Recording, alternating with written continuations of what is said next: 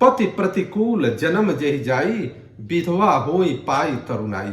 जय हिंद साथियों, मैं आपका साथी रघुवंश, केंद्रीय संयोजक, विश्व का सबसे लंबा तिरंगा समिति। मित्रों, कोई भी महिला विधवा कैसे हो जाती है, किस प्रकार का दंड उसे मिलता है कि जिससे वह विधवा होती है, इसको जानने का प्रयास करेंगे। हम माताओं बहनों से अनुरोध करेंगे कि वो भी जानने समझने का प्रयास करें, पुरुष भाइयों को भी अनुरोध करेंगे जानने समझने का प्रयास करें। हमारा शास्त्र कितना श्रेष्ठ है, उसमें सब कुछ वर्णन है। यह उस जगह का वर्णन है कि जब प्रभु श्री रामचंद्र जी को वनवास हुआ था, माता सीता जी साथ में गई थी और लक्ष्मण जी साथ में थे, तो वह अत्रि मुनि और अनुसुईया जी के आश्रम में पहुंचे थे। और उस समय अत्रि मुनि की पत्नी सती अनुसुईया जी, जिसके बारे में आप सभी लोग जानते हैं क्या उनका स्थिति है, वह ब्रह्मा विष्णु महेश तीनों लोगों को बालक के रूप में उन्होंने बदल दिया था। सती अनुसुईया ने डाल दिया पालना, तीन देव झूल रहे बन करके लालना। तो जब माता सीता जी ने सती अनुसुईया जी को प्रणाम किया तो विभिन्न प्रकार से माता सीता जी को उन्होंने उपहार भी दिया। दिव्य वसन भूषण पहिराए, नित नव मंगल मूल बधाए।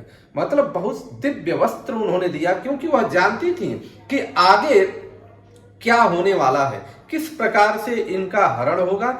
वह ऐसा वस्त्र उन्होंने दिया कि जो कभी भी मैला नहीं होगा, हमेशा नया रहेगा, साफ सुथरा रहेगा। और भी बहुत सारे आभूषण दिए। उसमें एक बात ज्ञान देते समय उन्होंने कहा, बेटी एक बात याद रखना कि पति प्रतिकूल जन्म जेहि जाई, विधवा होई पाई तरुणाई। अर्थात इसका आशय स्पष्ट है।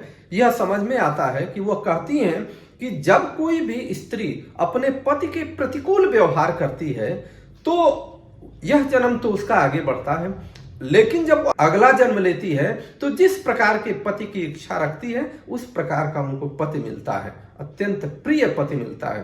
परंतु एक बात होता है कि उसने पति के प्रतिकूलता का व्यवहार पिछले जन्म में किया था, जिसके कारण उसका दंड भुगतना पड़ेगा और उसको विधवा होना पड़ता है, बिना समय विधवा होना पड़ता है।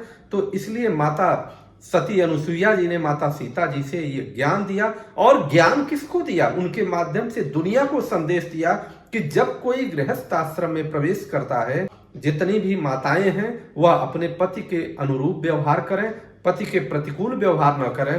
परंतु पति के लिए भी एक विशेष बात है कि पति भी धार्मिक दृष्टि से अपनी पत्नी का ख्याल रखें।